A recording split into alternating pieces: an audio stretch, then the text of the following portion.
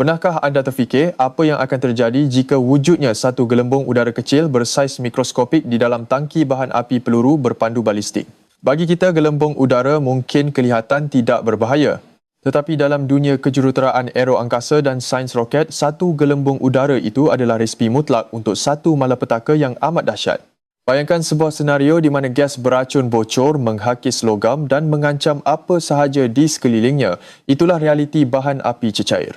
Persoalannya, mengapa sesetengah negara sanggup bertaruh nyawa dengan bahan kimia yang sangat tidak stabil ini? Dan mengapa peralihan kepada bahan api pepejal dianggap sebagai satu evolusi yang menentukan hidup atau mati? Ramai yang beranggapan bahawa peluru berpandu bahan api pepejal sentiasa lebih baik dan berkuasa berbanding bahan api cecair secara mutlak. Mari kita bedah mitos ini. Hari ini di Bedah Sains, kita akan menyangkal pemikiran konvensional tersebut dengan menggunakan prinsip termodinamik tulen dan mekanik bendalir. Sains mempunyai jawapan yang jauh lebih kompleks. Sebelum butang pelancaran ditekan, apakah kelemahan paling kritikal bagi sesebuah sistem peluru berpandu? Jawapannya terletak pada masa dan proses pengisian bahan api itu sendiri. Dalam fasa ini, sistem senjata gergasi ini berada dalam keadaan paling terdedah dan rapuh. Proses ini tidak boleh dihentikan sesuka hati tanpa mengundang risiko letupan atau pencemaran toksik. Semasa bahan api cecair yang mengeluarkan gas beracun dipam masuk, proses yang memakan masa berjam-jam ini menyebabkan peluru berpandu terdedah sepenuhnya kepada satelit peninjau musuh di orbit. Setiap minit yang berlalu adalah pertaruhan nyawa. Pengesanan haba dan pergerakan logistik di darat memberikan amaran awal yang mencukupi untuk serangan pencegahan musuh. Merasa terancam dari segi kelangsungan hidup, negara seperti Korea Utara telah meletakkan segala usaha untuk membangunkan roket bahan api pepejal gergasi. Ia bukan sekadar menukar cecair kepada habuk belerang. Bahan api pepejal moden bukanlah serbuk berdil biasa yang digunakan dalam bunga api. Ia menuntut penguasaan teknologi adunan kimia yang sangat ekstrim. Mari kita mulakan dengan fasa 1, kelemahan maut bahan api cecair. Kebanyakan peluru berpandu era Perang Dingin dan yang masih digunakan oleh beberapa negara hari ini bergantung kepada kombinasi kimia yang sangat spesifik. Dua bahan utama sering digunakan, UDMH atau unsymmetrical dimethyl hydrazine sebagai bahan api dan IRFNA sebagai agen pengoksidaannya. UDMH adalah cecair yang sangat meruap dan sangat toksik. Ia bukan sahaja mudah terbakar, tetapi wapnya boleh menyebabkan kerosakan saraf yang teruk jika dihidu. Secara saintifiknya, struktur molekul UDMH menjadikannya sangat reaktif. Ia direka untuk melepaskan tenaga yang maksimum, tetapi kestabilannya berada pada tahap yang sangat merisaukan pakar kimia. Pasangannya, IRFNA atau Inhibited Rate Fuming Nitric Acid, jauh lebih menakutkan. Ia adalah asid nitrik pekat yang mengeluarkan wasap merah keperangan yang beracun. Asid ini sangat menghakis sehinggakan ia boleh mencerna keluli tahan karat jika tidak dikendalikan dengan betul. Bayangkan menyimpan cecair ini di dalam tangki logam berdinding nipis. Kombinasi UDMH dan IRFNA ini bersifat hypergolik. Apakah maksud hypergolik?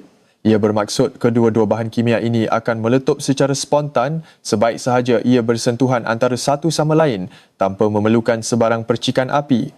Sifat ini sangat berguna untuk enjin roket kerana ia menjamin pembakaran, tetapi ia adalah mimpi ngeri logistik. Disebabkan sifat menghakis dan toksik ini, bahan api cecair tidak boleh disimpan secara kekal di dalam peluru berpandu. Jika dibiarkan terlalu lama, asid akan menembusi tangki and injat menyebabkan kebocoran fatal. Oleh itu, peluru berpandu mesti disimpan dalam keadaan kosong di dalam silo atau pangkalan bawah tanah yang dikawal rapi. Apabila arahan pelancaran diberikan, bermulalah perlumbaan melawan masa. Pasukan teknikal perlu memandu lori tangki berisi cecair berbahaya ini ke tapak pelancaran. Mereka perlu menyambungkan hos tekanan tinggi, membuka injap yang kompleks dan mengepam berpuluh-puluh tan asid dan bahan api ke dalam roket setinggi bangunan 10 tingkat. Proses mekanikal ini tidak boleh dilajukan sewenang-wenangnya. Mengepam bahan kimia meruap dengan terlalu pantas akan menghasilkan haba geseran dan tekanan dinamik yang boleh menyebabkan letupan pramatang. Pam turbin mesti beroperasi pada kelajuan yang sangat spesifik, dipantau dengan teliti untuk mengelakkan pembentukan kavitasi di dalam saluran. Jadi bayangkan senario taktikalnya, sebuah konvoi besar dengan kenderaan sokongan terpaksa berhenti di tempat terbuka.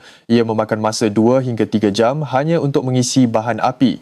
Dalam era peperangan moden di mana satelit pengintip inframerah mengimbas bumi setiap saat, tertingkap 3 jam ini adalah hukuman mati yang pasti.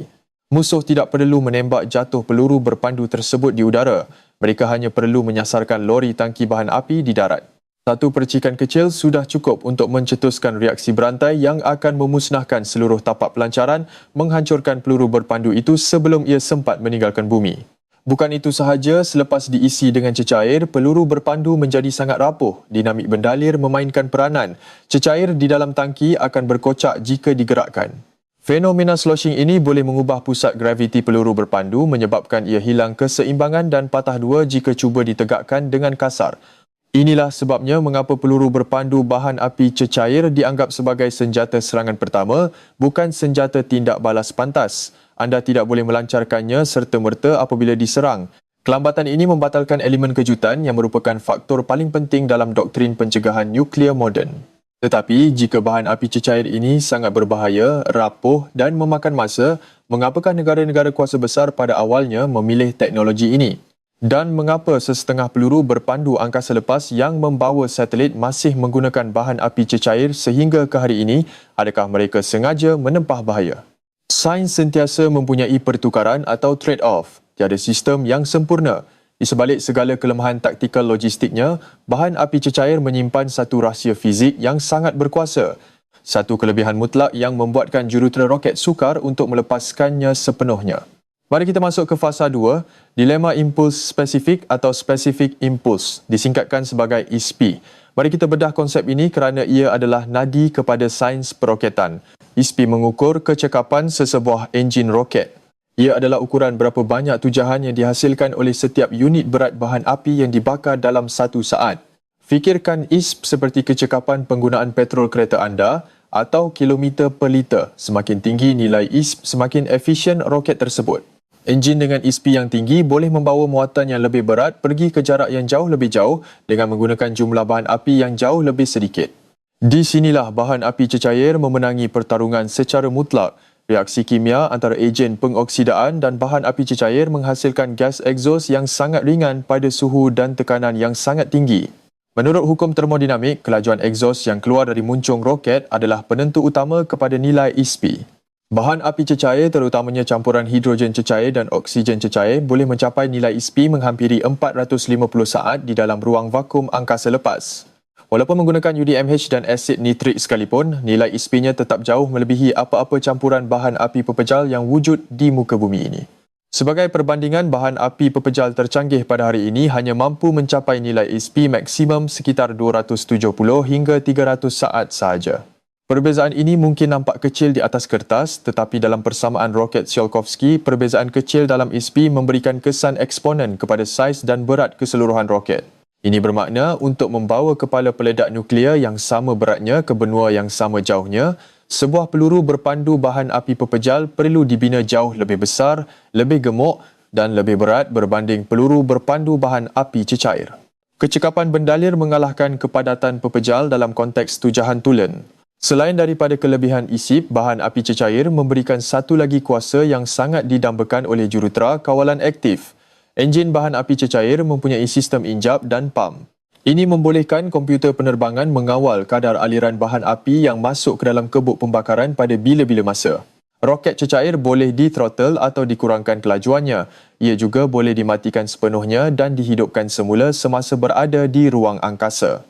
Kawalan vektor tujahan ini membolehkan trajektori penerbangan yang sangat presisi, memastikan kepala peledak jatuh tepat pada sasaran yang beribu-ribu kilometer jauhnya. Bahan api pepejal, setelah ia dinyalakan, ia akan terus terbakar tanpa henti sehingga habis. Anda tidak boleh mematikan enjin bahan api pepejal dengan mudah. Ia ibarat menyalakan mercun buatan sendiri, anda hanya boleh melihatnya terbang dan berharap ia menuju ke arah yang betul. Tiada brek, tiada injap kawalan. Jadi kita mempunyai paradoks di sini. Bahan api cecair sangat efisien, sangat terkawal tetapi mengambil masa yang lama untuk diisi dan sangat terdedah kepada serangan awal. Bahan api pepejal pula kurang efisien, tidak boleh dikawal dengan mudah tetapi ia sentiasa bersedia untuk dilancarkan pada bila-bila masa. Bagi negara yang berada dalam keadaan terancam berterusan, keupayaan untuk melancarkan peluru berpandu secara mengejut dari kenderaan bergerak adalah kunci kelangsungan hidup. Mereka sanggup mengorbankan kecekapan SP demi kelajuan pelancaran. Di sinilah bermulanya obsesi terhadap bahan api pepejal berskala besar. Fasa 3 anatomi bahan api pepejal. Jika ia bukan serbuk bedil, maka apakah sebenarnya bahan api pepejal moden ini? Secara kimia, ia adalah sejenis komposit pendorong atau composite propellant. Ia terdiri daripada 3 komponen utama yang diadun menjadi satu bongkah pepejal yang kelihatan seperti tayar getah keras. Komponen pertama dan paling besar ialah ejen pengoksidaan. Dalam kebanyakan peluru berpandu moden, bahan kimia yang digunakan ialah amonium perklorat. Ia berbentuk kristal putih dan membentuk kira-kira 60 hingga 70% daripada jumlah berat bahan api. Tugasnya adalah membekalkan oksigen untuk proses pembakaran. Komponen kedua ialah bahan api itu sendiri. Anehnya, bahan api yang paling berkesan ialah serbuk logam, khususnya serbuk aluminium halus. Aluminium mempunyai ketumpatan tenaga yang sangat tinggi apabila dibakar. Ia menyumbang sekitar 15 hingga 20% daripada campuran, menghasilkan haba ekstrim yang memacu roket. Tetapi bagaimana anda mahu melekatkan kristal garam dan serbuk logam ini menjadi satu bongkah yang kukuh? Di sinilah komponen ketiga masuk, binder atau pengikat. Pengikat moden yang paling popular ialah polimer sintetik yang dipanggil HTPB, Hydroxyl Terminated Polybutadiene. Ia pada asalnya adalah sejenis cecair likat. HTPB bukan sahaja bertindak sebagai gam yang mengikat semua bahan bersama, malah ia sendiri terbakar sebagai sebahagian daripada bahan api hidrokarbon. Apabila ejen pemangkin ditambah, HTPB akan mengalami proses pempolimeran silang, cross-linking, mengeraskan adunan cair tadi menjadi satu blok getah sintetik yang anjal. Pencampuran ketiga-tiga bahan ini mesti dilakukan dengan ketepatan yang sangat gila. Zarah-zarah aluminium dan amonium perklorat mesti disebarkan secara sekata dan homogen di dalam matriks HTPB. Jika ada bahagian yang mengandungi terlalu banyak pengoksida atau terlalu banyak bahan api, pembakaran tidak akan sekata. Pembakaran yang tidak sekata di dalam motor roket gergasi bermaksud tujahan yang tidak stabil. Getaran akustik akan terhasil bergema di dalam kelongsong peluru berpandu dan akhirnya mengoyakkan struktur roket itu dari dalam. Ini membawa kita kepada halangan teknologi terbesar dalam penghasilan bahan api pepejal. Fasa 4, mimpi ngeri proses casting. Mencampurkan bahan kimia dalam bikar kecil di makmal adalah mudah. Tetapi, peluru berpandu balistik antara benua ICBM memerlukan motor roket yang mengandungi puluhan tan bahan api pepejal. Proses menuang adunan likat ini ke dalam kelongsong motor dipanggil casting. Adunan HTPB, serbuk logam dan kristal pengoksida ini sangat pekat. Ia mempunyai kelikatan seperti adunan kek yang sangat tebal atau simen basah. Menuang puluhan tan adunan yang sangat likat ini tanpa memerangkap walau 1 mm padu udara adalah satu cabaran kejuruteraan bendalir yang melangkaui batas akal. Proses ini mesti dilakukan di dalam ruang vakum yang besar. Jika dilakukan dalam tekanan atmosfera biasa, udara ambien akan terperangkap semasa adunan dilipat dan dituang. Pengisar industri yang mencampurkan adunan ini juga perlu beroperasi dalam keadaan vakum sambil memastikan geseran bilah pengisar tidak mencetuskan letupan. Selepas dituang ke dalam kelongsong motor roket, bahan api ini mesti dibiarkan mengeras atau curing. Proses pengawetan ini bukan berlaku semalaman. Untuk roket bersaiz ICBM, ia perlu dibakar di dalam ketuhar gergasi pada suhu terkawal selama berminggu-minggu malah berbulan-bulan. Semasa proses pengawetan ini, tindak balas exothermik berlaku. Bahan kimia membebaskan haba dari dalam. Jika bahagian tengah blok bahan api mengeras lebih cepat daripada bahagian luar, tegasan terma akan menyebabkan bongkah pepejal itu retak. Retakan mikro di dalam bahan api pepejal adalah sama mautnya dengan gelembung udara. Jadi mari kita kembali kepada soalan di awal video tadi. Apa yang terjadi jika wujudnya gelembung udara atau retakan halus di dalam bongkah bahan api pepejal yang telah siap? Mengapa jurutera balistik begitu takut dengan poket udara mikroskopik ini? Puncak masalahnya bermula di sini. Apabila peluru berpandu dilancarkan, bahan api pepejal terbakar dengan sangat pantas. Ratusan atmosfera tekanan terhasil di dalam kebuk pembakaran. Api yang membakar permukaan bahan api perlahan-lahan menghakis bongkah tersebut, lapisan demi lapisan ke arah luar. Tiba-tiba rintangan haba pembakaran itu sampai kepada satu gelembung udara yang tersembunyi. Ruang kosong ini secara mendadak meningkatkan luas permukaan pembakaran secara tidak normal. Api menembusi gelembung tersebut membakar bahagian dalam dinding gelembung dengan sangat pantas.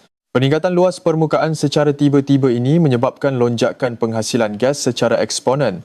Tekanan tempatan di sekitar gelembung udara itu meningkat berlipat kali ganda dalam masa beberapa milisaat. Tekanan ini tidak dapat dilepaskan melalui muncung egzos dengan cukup pantas. Lonjakan tekanan ini memecahkan lebih banyak bongkah bahan api pepejal di sekelilingnya mencipta retakan baru. Retakan baru ini pula menyediakan lebih banyak luas permukaan untuk dibakar. Kesan domino ini berlaku dalam sekelip mata. Satu tindak balas berantai yang tidak terkawal. Hasilnya, integriti struktur kelongsong motor roket gagal menahan tekanan hidrodinamik yang melampau. Peluru berpandu balistik yang bernilai ratusan juta ringgit itu meletup dan hancur berkecai di udara hanya beberapa saat selepas ia dilancarkan. Semuanya berpunca daripada satu gelembung udara kecil. Di sinilah kita masuk ke fasa 5 kawalan luas permukaan pembakaran. Seperti yang saya sebutkan tadi, enjin bahan api pepejal tidak mempunyai injap untuk mengawal tujahan. Namun jurutera perlu memastikan roket memecut pada profil kelajuan yang sangat spesifik untuk keluar dari atmosfera. Bagaimana mereka mengawalnya? Rahsianya terletak pada geometri atau bentuk lubang yang dikorek di tengah-tengah bongkah bahan api pepejal tersebut. Bahan api pepejal tidak dibakar dari bawah ke atas seperti lilin. Ia dibakar dari teras tengah merambat ke arah luar dinding kelongsong. Bentuk lubang teras ini menentukan luas permukaan yang terdedah kepada api pada bila-bila masa. Jika anda membentuk lubang silinder bulat biasa, luas permukaan akan semakin membesar apabila api menghakis dinding bahan api. Ini dipanggil pembakaran progresif burn. Dalam pembakaran progresif, tujahan roket akan semakin meningkat dari masa ke masa tetapi ini bermasalah. Apabila roket semakin ringan kerana bahan api berkurangan, tujahan yang semakin kuat akan menyebabkan pecutan G-force yang sangat ekstrim berpotensi menghancurkan kepala peledak nuklear di hujung roket. Untuk mengatasi masalah ini, jurutera mereka bentuk teras berongga berbentuk bintang star core. Bentuk bintang ini mempunyai banyak bucu dan lekukan. Pada awalnya, luas permukaan pembakaran sangat besar kerana api membakar keseluruhan bentuk bintang yang kompleks itu. Ini memberikan tujahan maksimum semasa pelancaran detik di mana roket paling berat dan memerlukan kuasa angkat yang paling besar untuk melawan graviti. Apabila pembakaran berterusan, bucu-bucu bintang itu akan terhakis dan bentuknya perlahan-lahan berubah menjadi silinder bulat biasa. Perubahan geometri dari bentuk bintang kepada silinder ini mengekalkan luas permukaan pembakaran yang hampir malar atau seimbang secara termodinamik. Ini dipanggil pembakaran neutral. Roket mengekalkan tujahan yang stabil sepanjang penerbangannya, mengelakkan tekanan struktur yang berlebihan.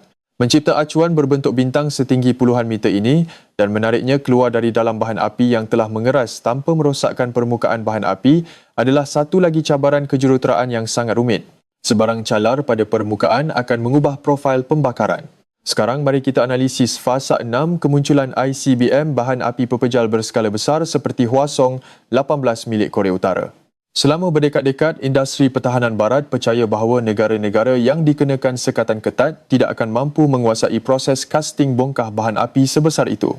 Kapasiti industri kimia yang diperlukan untuk menghasilkan amonium perklorat berketulenan tinggi dan polimer HTPB dalam skala industri secara teorinya berada di luar kemampuan ekonomi mereka. Belum lagi cabaran membina pengadun vakum gergasi dan ketuhar pengawitan yang presisi. Namun ujian pelancaran Hwasong 18 baru-baru ini membuktikan sebaliknya. Peluru berpandu 3 tahap ini bukan sahaja bersaiz gergasi, malah ia menggunakan sistem pelancaran sejuk co-launch. Ini bermakna roket itu ditendang keluar dari tabung pelancar oleh gas bertekanan sebelum enjin utamanya dihidupkan di udara. Kejayaan ini menimbulkan persoalan besar dalam komuniti perisikan. Adakah wujud pemindahan teknologi secara rahsia? Terdapat spekulasi kukuh mengenai kerjasama antara jurutera roket Korea Utara dan saintis ruang angkasa Iran. Iran sendiri telah melancarkan siri roket bahan api pepejal seperti Sejil dan Qaim. Kedua-dua negara berkongsi halangan teknologi yang sama. Mereka saling bertukar data, ujian penerbangan, metrik telemetri dan mungkin juga formula adunan HTPB. Dengan memisahkan proses pengeluaran bahan kimia asas, mereka dapat memintas sekatan rantaian bekalan global. Walau bagaimanapun, membesarkan saiz motor roket pepejal bukanlah proses linear. Anda tidak boleh sekadar menggandakan jumlah bahan campuran. Semakin besar diameter motor, semakin ekstrim suhu eksotermik di bahagian tengah blok semasa proses pengawetan. Risiko retakan terma meningkat secara kuadratik. Oleh itu, kejayaan melancarkan Hwasong 18 menandakan mereka telah menemui penyelesaian kepada termodinamik pengawetan berskala besar ini.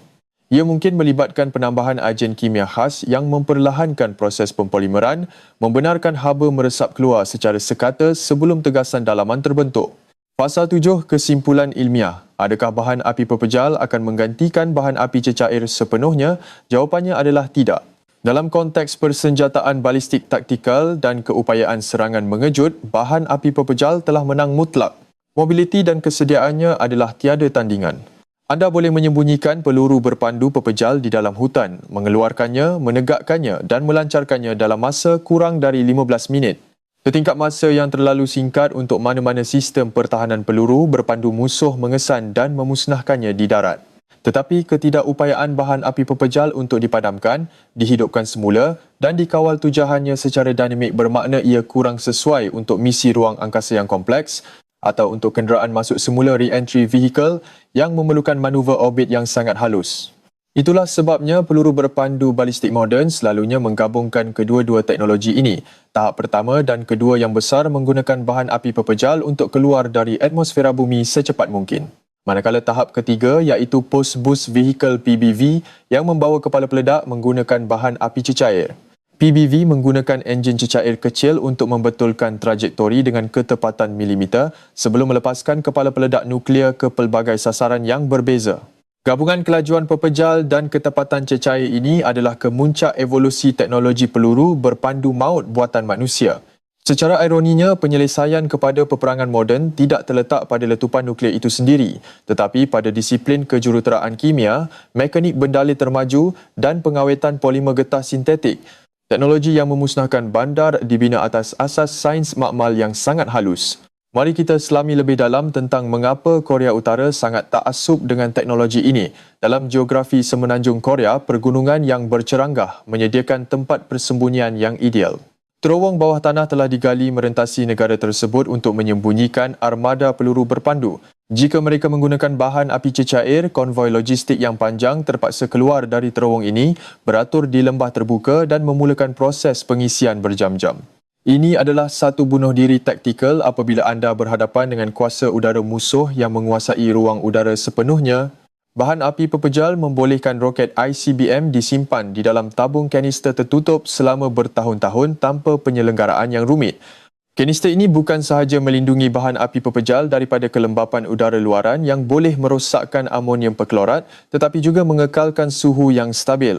Bercakap tentang kelembapan, amonium perklorat sangat higroskopik. Ia menyerap kelembapan dari udara seperti span. Jika bahan api pepejal terdedah kepada udara lembap, air akan meresap ke dalam matriks getah HTPB, mengubah sifat kimia pengoksida dan merosakkan keupayaan pembakarannya. Inilah sebabnya kilang pemasangan motor roket pepejal adalah antara kemudahan perindustrian yang paling bersih dan dikawal iklimnya di dunia. Suhu dan kelembapan dikawal secara mutlak. Pakaian pelindung antistatik wajib dipakai kerana satu percikan statik kecil boleh menyalakan serbu aluminium yang berterbangan di udara. Mari kita lihat pula aspek metalurgi. Suhu gas egzos dari pembakaran bahan api pepejal yang mengandungi aluminium boleh mencecah melebihi 3000 darjah Celsius. Suhu ini cukup untuk mencairkan keluli dengan mudah. Jadi bagaimana muncung egzos atau nozzle roket bertahan daripada cair? Jurutera menggunakan bahan komposit karbon-karbon termaju.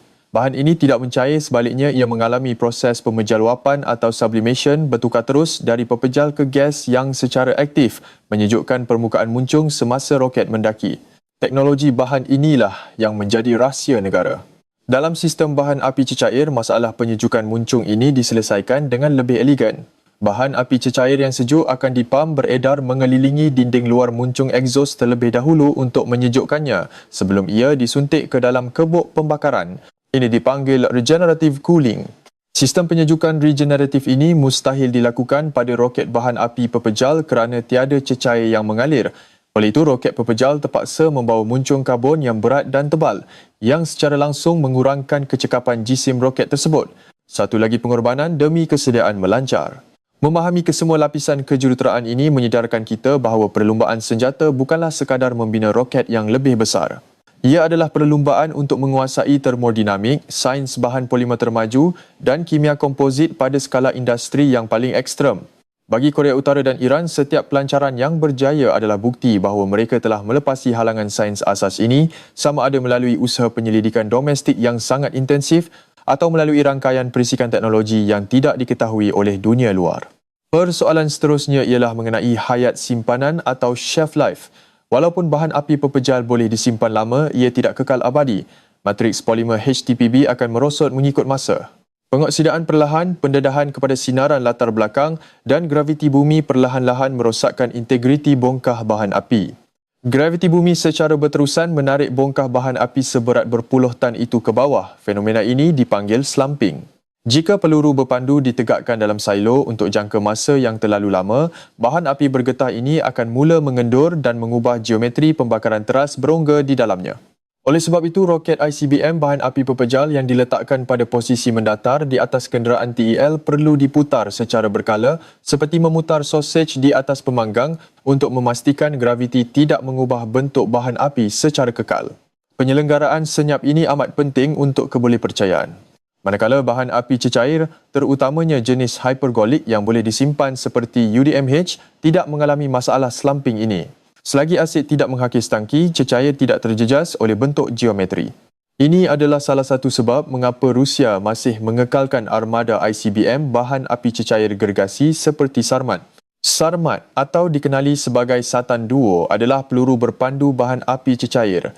Mengapa Rusia tidak menukarnya kepada bahan api pepejal sepenuhnya?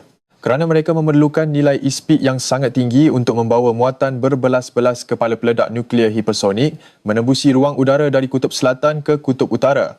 Bahan api pepejal tidak mempunyai kapasiti tenaga yang cukup untuk membawa muatan seberat itu dalam trajektori yang begitu ekstrim.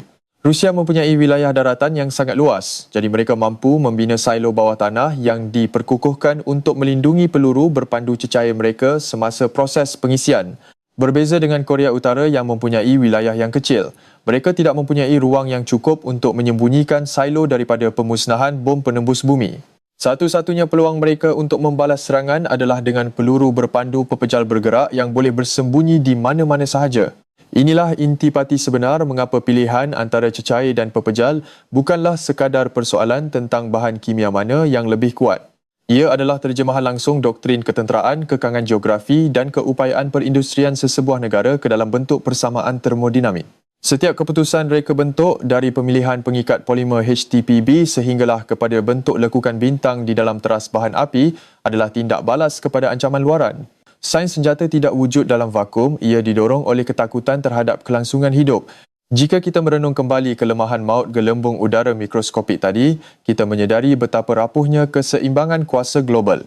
Satu ketidaksempurnaan kecil semasa proses casting di sebuah kilang rahsia boleh mengubah nasib peluru berpandu yang direka untuk memusnahkan negara.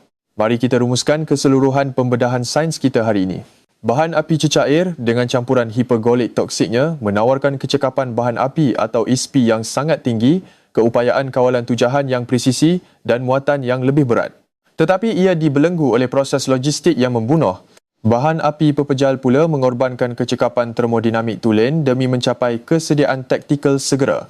Ia menyelesaikan masalah pendedahan logistik dengan menyatukan pengoksida, bahan api logam dan pengikat polimer ke dalam satu bongkah pepejal yang sedia untuk dilancarkan pada bila-bila masa. Tetapi peralihan ini bukanlah jalan pintas yang mudah. Ia menuntut penguasaan kejuruteraan pembuatan yang ekstrim. Mengelakkan gelembung udara semasa proses vacuum casting, mengawal geometri teras pembakaran untuk mencegah G-force berlebihan dan menguruskan tegasan terma adalah sains roket tahap tertinggi. Kejayaan negara-negara seperti Korea Utara dan Iran dalam melancarkan ICBM bahan api pepejal membuktikan bahawa halangan perindustrian ini tidak lagi eksklusif kepada kuasa besar. Penyebaran pengetahuan kimia makromolekul dan metalurgi kompozit telah meratakan medan permainan strategik. Pemahaman tentang anatomi bahan kimia ini sangat penting bagi kita untuk tidak terpedaya dengan retorik media semata-mata. Apabila anda membaca berita mengenai pelancaran roket seterusnya, anda tidak lagi melihatnya sebagai sekadar letupan besar. Anda melihatnya sebagai sebuah sistem bendalir dan polimer yang kompleks. Sains sentiasa bersembunyi di sebalik setiap tajuk berita utama. Di bedah sains, matlamat kami adalah untuk mengupas lapisan luar politik dan melihat sesuatu dari lensa kejuruteraan tulen. Kerana hanya melalui sains, kita dapat memahami mekanik sebenar dunia yang kita diami ini. Sekarang saya ada satu persoalan saintifik untuk anda fikirkan. Antara roket cecair yang boleh dikawal tujahannya dengan tepat dan roket pepejal yang boleh dilancarkan secara mengejut dari mana-mana sahaja, yang manakah pada pendapat anda lebih mengancam kestabilan global secara saintifik? Tinggalkan pandangan analisis anda di ruangan komen di bawah. Mari kita adakan perbincangan yang membina dan saintifik mengenainya. Jika anda merasakan pembedahan anatomi bahan api roket ini membuka minda anda kepada keajaiban dan kengerian kimia, jangan lupa untuk menekan butang suka. Sokongan anda membolehkan saluran bedah sains terus menghasilkan dokumentari teknikal yang mendalam sebegini. Kongsikan video ini kepada rakan-rakan anda yang meminati bidang kejuruteraan, aeroangkasa, sains ketenteraan atau sesiapa sahaja yang suka bertanya mengapa. Pastikan anda melanggan dan menghidupkan loceng notifikasi. Dalam episod akan datang, kita akan membedah pula rahsia fizik di sebalik kenderaan luncur hipersonik yang kebal sistem pertahanan. Terima kasih kerana terus berfikir secara kritikal bersama saya, si penanya di Bedah Sains. Jumpa lagi.